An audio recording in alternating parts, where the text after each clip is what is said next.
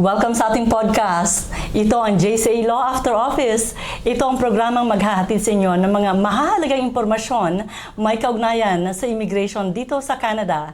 Siyempre kasama pa rin natin ang magaling na abogado, isa pusang Filipino immigration lawyer, si Atty. Jake Aguilar. At ako naman po si Josephine Bacani. Ngayong araw na ito, pag-uusapan natin itong agarang pagsuspinde ng Ontario about sa skilled trades stream. Ano ba ang nakapaloob dito, Sir Jake? Alamin natin kung sino maaapektuhan, ano ang mga alternatibo, Sir Jake? Yeah, so nabalitaan nga natin, unang-una magandang hapon pala, o maggabi sa inyong lahat. Gabi na, sir. After office na nga. So yan, nabalitaan natin yan. Sinuspend yung, right. Yung program na yon. Pero hindi ibig sabihin na yung mga may nominations na babawiin pa. Kasi minsan sa mga usap-usapan, di ba? Paano na yung mga na-nominate? Medyo may confusion sayang naman, sila medyo may confusion ngayon. So, i-clarify. So, sinuspend nila yung program. Ibig lang sabihin, hindi mo na magagamit yon for nominations. Hindi ka pwede mag-apply under that stream sa ngayon. Pero yung mga nakapag-apply naman noon, yung hindi pa na-nominate, wala na yon. So, yun yun. So, kung hindi ka pa naman nominated, wala na. Hindi ka mano-nominate doon kasi nasuspend nga yung program. Pero kung may nomination ka na, at especially kung under process na sa PR, di ba? It will stay. So, magagamit mo pa rin yon, yung stream na yon, kung may nomination na. So, hopefully, medyo malinaw. Kahit pa paano yon. Okay, so parang medyo stop tayo doon para mabigyan linaw lang na yung na-nominate na ng probinsya, pasok na sigurado. Pasok na yun. Pag may nomination na kayo or under process na kayo for PR, pasok na yon. Kahit under that stream kayo na nominate, hindi na yun babawiin. When they say it's lodged, ang ibig sabihin nun, Sir Jake, nasubmit lang. Nasubmit na. Nandun na sa kanila, pero yun, maaring... Kasi ito yung dalawang, dalawang sabihin nating category. Na-nominate ka pa lang pero hindi ka pa nagsasubmit ng PR application. May ganon, di ba? Na nire-ready mo, na-nominate ka na pero nagre-ready ka pa for PR. Ano ba yon? Apektuhan ba? Hindi. Kasi may nomination ka pa rin. Right. Okay, that makes clear, no? That's one. Okay. Yung iba naman, may nomination tapos nakapag-file ka na.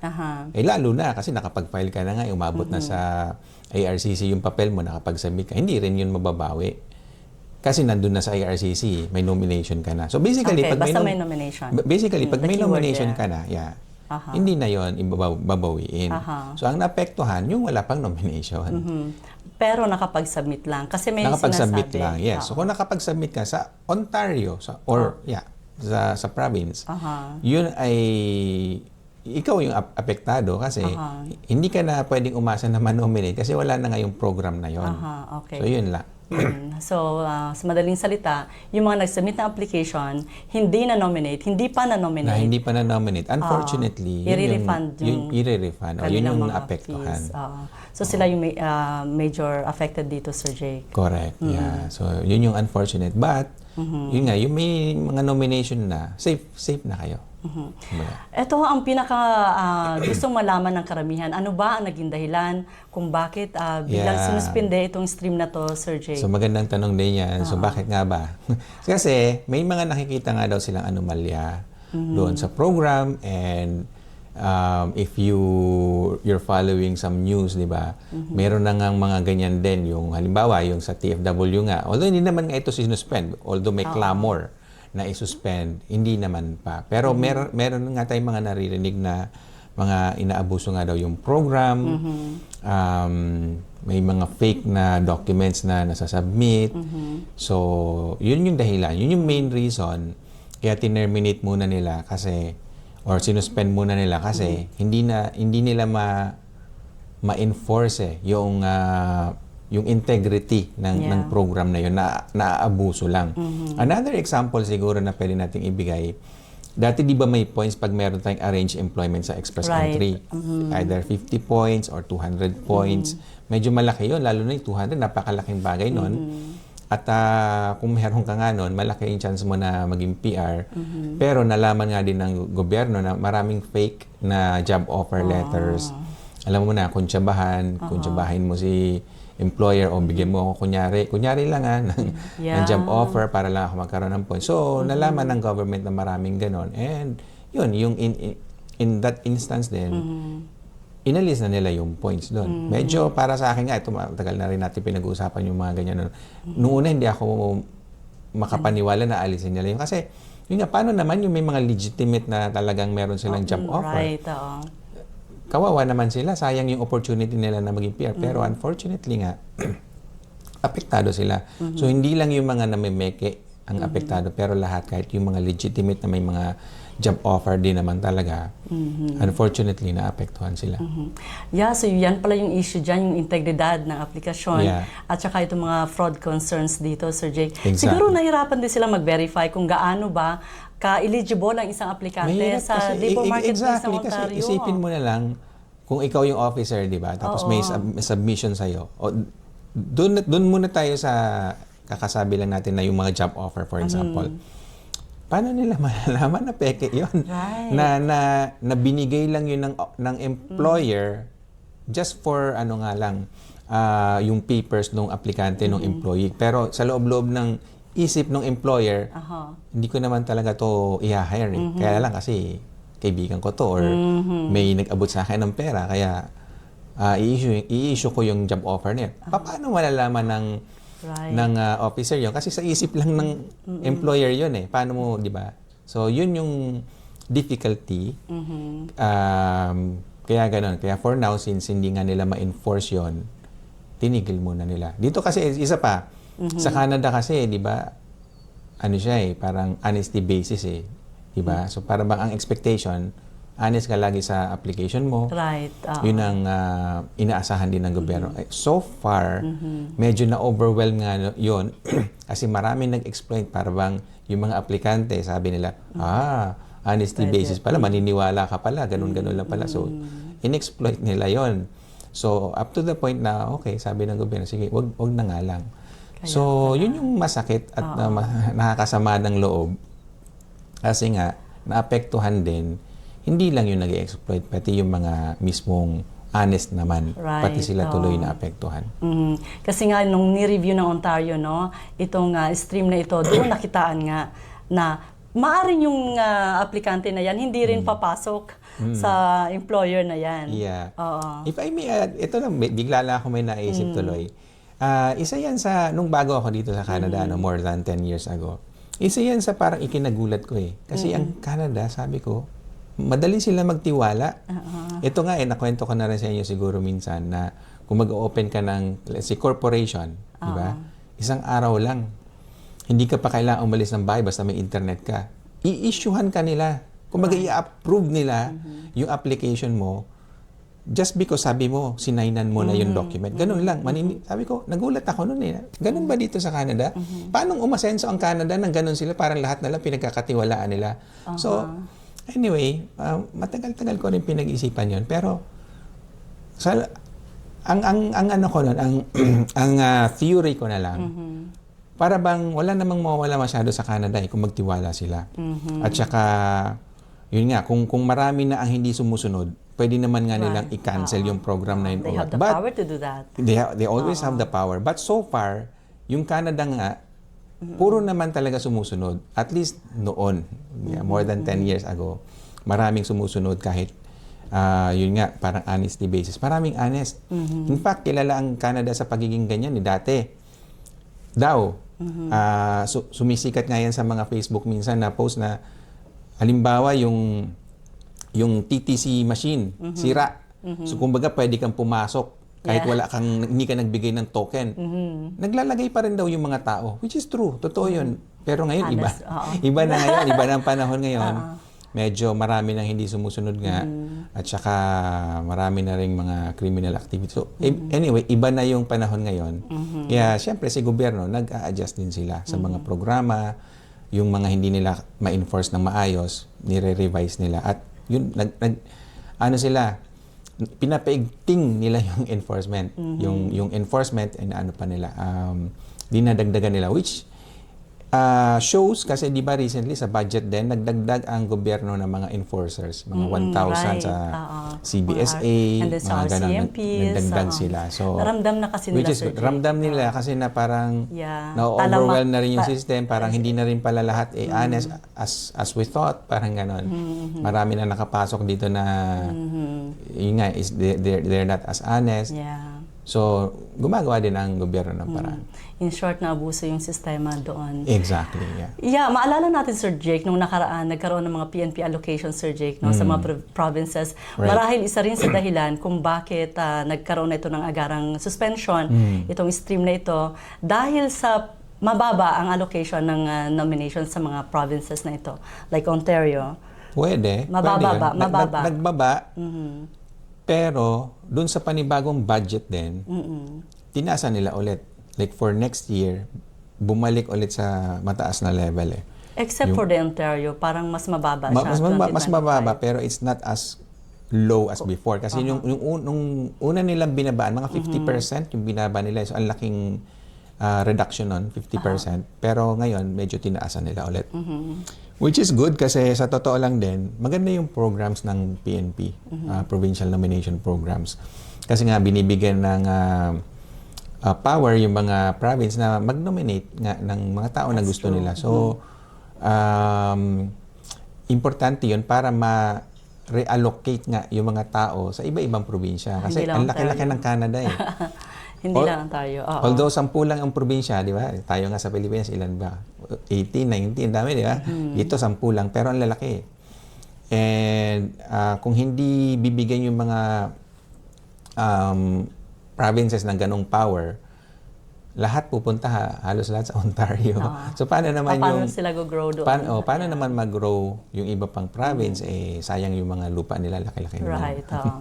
Pero ito, may mga good news din naman, Sir Jake, no? Kahit na ito, isinuspende nga itong stream na to, may mga good news din naman. Maraming good news Makinig din, po kayo. Ito, ano ba ang mga alternatibong pathway pa, Sir Jake, para sa kanila, yung mga temporary workers na ito? Sa mga ano pa din, sa category-based, sa express entry, meron pa din naman. Trade occupations, meron pa din. So marami pa din, pero ang ano niyan, ang pinaka bottom line nga, kailangan nating alamin kung anong kailangan ng Canada at sunod tayo doon. So yun lang naman, yun yung pinaka bottom line. Nung unang panahon nga, napakadali lang nun eh. Yung makaroon ka lang ng trabaho dito, usually, yun na yung ticket mo para maging PR. Pero ngayon, kagipitan nga kasi, at least for this year, itong year natin naramdaman yung sobrang panggigipit ba? Hindi naman panggigipit, kagipitan. Yeah. Kasi hindi naman, ayoko sabihin na ginipit tayo. Hindi yun eh. Pero mahirap ang sitwasyon ngayon, hindi lang para sa mga foreign workers, foreign students, international students, pero sa lahat. Maging PR ka man o citizen, medyo ramdam natin yung belt tightening ngayong taon natin, 2025. This year, no? Dito tayo, Sir Jake. Ano ba ang dapat gawin ng mga aplikanteng ito para mabigyan naman sila ng hope kung nagsara man itong stream ng Ontario skilled trades na ito? Yan yung gusto kong yung gusto kong message na ibigay. Kasi, ayan, by the way, ang tagal na natin hindi nakapag... Isang linggo, Sir Jake. Mga mahigit yata. Kasi medyo naging busy tayo sa client matters. So, syempre, unahin natin ang mga kliyente natin. So, yun yung gusto nating i-share ng konti. Ano ba yung tipo? Syempre, wala tayong i-divulge ng mga private information. Pero, ano ba yung mga typical na mga lumalapit sa atin? So, ito yung may share. Ang mga kadalasan nga na lumalapit sa atin, yung pa-expire na yung mga permit nila, dumating sila as international student, then PGWP, and then malapit na mag-expire, then now what? Kasi wala na. Right. So, ang sagot lang naman dyan, isa lang eh. Hanap ka ng employer mo na mayroong LMIA, di ba? And then sasabihin naman, wala akong makita ng employer na may LMIA. Ayaw nila mag-apply ng LMIA. So, paano na? So, yun. Ganon yung typical na problema na lumalapit sa atin. Ganon. So, ito, kung ganyan ang sitwasyon nyo, huwag na kayong magpa-consult, huwag na kayong magbayad. Makinig na lang kayo sa sabihin ko ngayon. Hindi tayo kikita niyan, Sir Jake. Hindi tayo kikita, pero at least nakatulong tayo. Paano? Yun naman ang objective natin, di ba? Meron pa naman tayong ibang mga kliyente na pwedeng tulungan. Anyway, so yun nga. So kung pa-expire na yung ano mo, yung Permit. work permit mo, hanap ka ng employer. Yun lang talaga. Wala namang iba eh. So wala tayong magic para na sasabihin. Kaya nga huwag ka na pumunta kasi ganun din. Wala tayong magic. Hanap ka pa din. Ganun lang talaga. So hanap ka, lawakan mo yung network mo, hanap ka sa ibang province kung kinakailangan, galaw-galaw ka. Kung pwede nga, puntahan mo yung mga possible na employers, puntahan mo mismo sila doon sa lugar nila, pakilala ka doon sa HR or sa manager or kung sino man na pwedeng mag-hire or ipakilala ka sa mga pwedeng ganun lang talaga. Ngayon kung wala, naiintindihan natin yun kasi nga, as we mentioned, mahirap ang sitwasyon natin ngayon. Yung mismong mga citizen nga at PR wala sa trabaho, ikaw pa kaya na foreign worker. Kasi nga, di ba, before ka talaga magkaroon ng trabaho or yung employer, before siya magkaroon ng LMIA, ipoprove nila na inuna nila yung PR at citizen. So, unahin talaga nila yon. Yun yung requirement. So, hindi tayo wala tayong magagawa doon. That's the way it is. Siyempre, kung dayuhan tayo dito, siyempre, unahin yung citizen dito, di ba? I mean, kahit nasa Pilipinas naman tayo, magrereklamo rin tayo kung inuna yung ibang lahi kaysa sa atin, di ba? So, ganun talaga. Pero kung wala, siguro isipin mo na mag-convert muna ng visitor record. I know, hindi ka pwede magtrabaho, pero that's the other option na lang at least. At least, nandito ka, kahit nga may mga anak ka, at importante lang, kaya mong sustentuhan yung sarili mo. So, you have to find a way, you have to find some support, kaibigan ka, mag-anak, para mabigyan ka ng suporta. Pero kung nandito ka sa Canada, at least, nandito ka sa Canada, medyo, ito paano, okay pa rin pamumuhay, tapos kung may anak ka, at least nag-aral sila, palipasin mo yung masamang panahon. Yan ang tanong kung hanggang kailan siya, hindi ko rin alam eh. Yeah. Hindi natin alam, hindi natin masasabi. Pero kahit papaano, nakikita natin na may mga action na or steps na ginawa yung gobyerno. Kaya madalas nasa abroad si PM Carney ngayon, talagang sinusuyo niya yung mga ibang bansa. Recently lang nasa Saudi siya, tsaka UAE. Tapos mayroon mga trade agreements na napag-usapan. So may mga ginagawa ang gobyerno, tapos yung interest rate bumaba noong October lang. So nasa 2.25% na lang interest rate compared sa 5. Yung iba sa inyo baka magtatanong, ano naman pinagsasabi nito? That's good, mga Sir interest Jake. rate. Yeah, pero sundan good. niyo lang ako at kasi explain ko din yan at some point. So ibig lang sabihin nun, yung pag nangutang ka or yung employer, pag nangutang siya, mababa yung interest rate na babayaran niya. So, mas na-encourage siya na mangutang, which encourages the employer to hire people and to expand yung business. So, pero, yeah, it takes time. Hindi naman yan overnight. So, tingnan natin bandang, next week nga, December na, di ba? Bilis, patapos na yung taon. Tingnan natin sa New Year. New Year, New Hope. Pwede. Tingnan natin kung ano mangyayari. Silipin natin. Sundan nyo lang kami, tapos tingnan natin nga kung ano yung mga nakikita natin every week. Pero so far, merong glimmer of hope na tinatawag. Okay, that's a good news. Yeah. I love it. Yun lang naman. Kumbaga, kapit tayo. Wala man tayong choice eh. Other choice uwi muna tayo kung gusto nyo. Makakabalik na pa naman kayo. It's not the end of the world.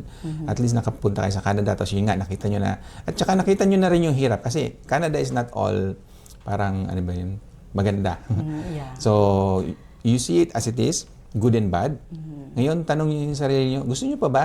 Gusto nyo pa ba makipagsapalan? Ngayon nakita mo na, Canada, hindi naman pala ganun kaganda. Marami na nga rin umuwi, marami na nag-give up.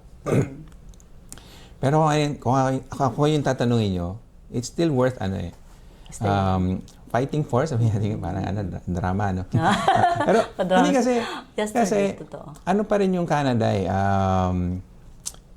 malakas pa rin. Tsaka yan, Canada strong, di ba? Narinig nyo na yan. Yun yung sabi ni PM. Yun yung goal. Yun yung goal. And ako, so far naniniwala ako sa sinasabi niya. Not just because he said it, pero may track record na siya governor siya ng Bank of Canada before, tsaka UK. So, dalawa. So, anyway, tsaka sa nakikita ko sa kanya, medyo okay yung mga ginagawa niya, yung plano niya, tsaka ginagawa. So, yun yung gusto niya mangyari. Canada strong. Canada has almost everything that the world needs. Napakalaki ng Canada. Pangalawa sa pinakamalaking bansa. ang dami nating resources, yung mga tao dito, matatalino, mababait. So anyway, andun yung potential ni Canada na lumaki pa. I can see it happening soon. Huwag lang tayong magkaroon ng mga catastrophe ulit. Alright.